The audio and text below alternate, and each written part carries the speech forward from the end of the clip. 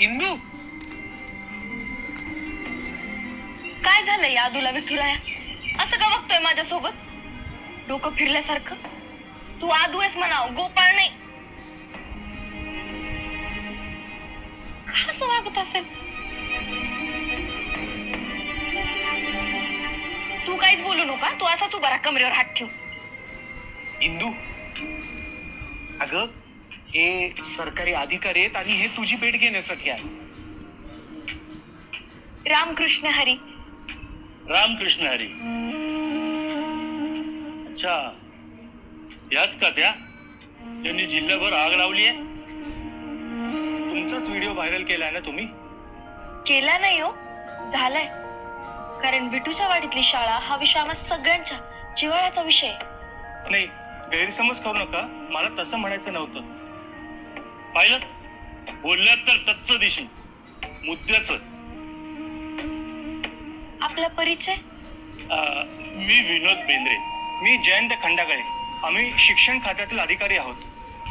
तुम्हाला विठूच्या वाडीत शाळा सुरू करायची आहे ना? त्या संदर्भातच तुमच्याशी बोलायला आलोय. तुमच्या गजराचा व्हिडिओ सगळीकडे खूप व्हायरल झालाय. त्याला खूप प्रसिद्धी मिळाली. आमच्या झोनल ऑफिसरच्या आईंनी सुद्धा पाहिला. त्यामुळे आमच्या झोनल ऑफिसरवरती सुद्धा वेगळंच प्रेशर आलंय.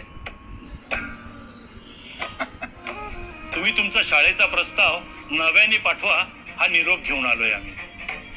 एवढंच नाही तर एज्युकेशन मिनिस्ट्रीमध्ये सुद्धा विठूच्या वाडीत लवकरात लवकर शाळा सुरू व्हावी यासाठी त्यांनी शिफारस केली आहे.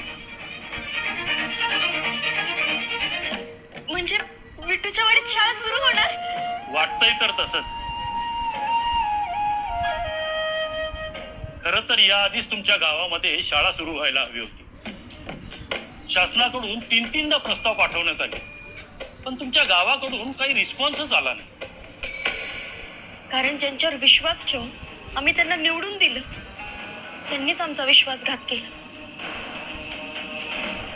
हे तुम्हाला सांगायला हरकत नाही, पण शाळेसाठी जी जागा दिली होती ना, ती गावातल्या काही लोकांना हडपायची होती. हो, त्याविषयी कल्पना आहे आम्हाला. कल्पना आहे, पण मग तुम्ही त्यावर ऍक्शन का नाही घेतली? अहो, गव्हर्नमेंटचं काम आहे, प्रोसेस असते. आता हेच बघा ना, तुम्ही जे काम हाती घेतलंय त्या कामाला सुद्धा वेळ लागणारच ना. आम्ही काय करावं तोपर्यंत? असंच चांगलं काम करून आमच्या डिपार्टमेंटवर प्रेशर आणत राहायचं, विषय लावून धरायचा आणि कागदपत्रांची पूर्तता करायची. फक्त त्यासाठी तुम्हाला सतत तालुक्याला, जिल्ह्याला, लागलं तर मुंबईला जाऊन मागणीचा पाठपुरावा करावा लागेल. त्याकरता हे माझं कार्ड आहे.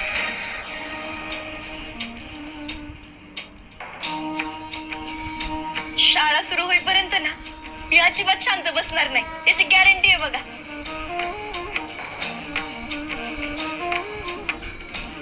तुमचं मार्गदर्शन दिल्याबद्दल खरंच धन्यवाद. रामकृष्ण हरी. राम